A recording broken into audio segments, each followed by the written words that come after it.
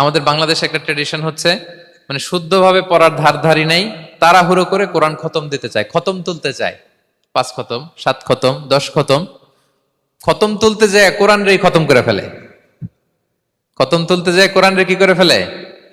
খতম করে ফেলে। না, এইভাবে করা যাবে না, ধীরস্থির ভাবে পড়বেন। আনাস রাদিয়াল্লাহু তাআলা আনহু বলতেন, রুব্বা কারি লিল কুরআন ওয়াল কুরআনু ইয়ালআনহু।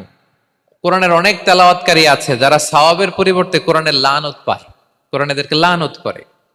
এর কারণ তাড়াহুড়ো করে পড়ে, এর কারণ ধীরস্থির ভাবে পড়ে না। আল্লাহ তাআলা বলছেন, ওয়ারাত্তিলিল কুরআনা তারতিলা, তোমরা তারতিলের সাথে কোরআন পড়ো, ধীরস্থির ভাবে, বিশুদ্ধ ভাবে, তাহসিনের সাথে, তাজবিদের সাথে পড়ো। তারতিল মানে কি?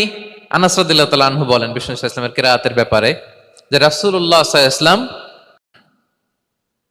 ইয়ামুদ্দু বিহা সাওতাহু মাদ্দান, তিনি যখন কেরাত পড়তেন টেনে টেনে পড়তেন, তাড়াহুড়ো করে পড়তেন না। কিভাবে পড়তেন? টেনে টেনে পড়তেন। আম্মা জান উম্মে সালামা রাদিয়াল্লাহু তাআলা আনহা বলেন, কানা ইউকাত্তিউ কিরাআতাহু আয়াতান আয়াতান, প্রতি আয়াত পড়ে থামতেন, তাড়াহুড়ো করতেন না। তাহলে বিষ্ণুনবী টেনে টেনে কোরআন পড়তেন, প্রতি আয়াত শেষে থামতেন, ধীরস্থির ভাবে। তাড়াহুড়ো করা যাবে, প্রতিটা আয়াত শেষে থামতে হবে।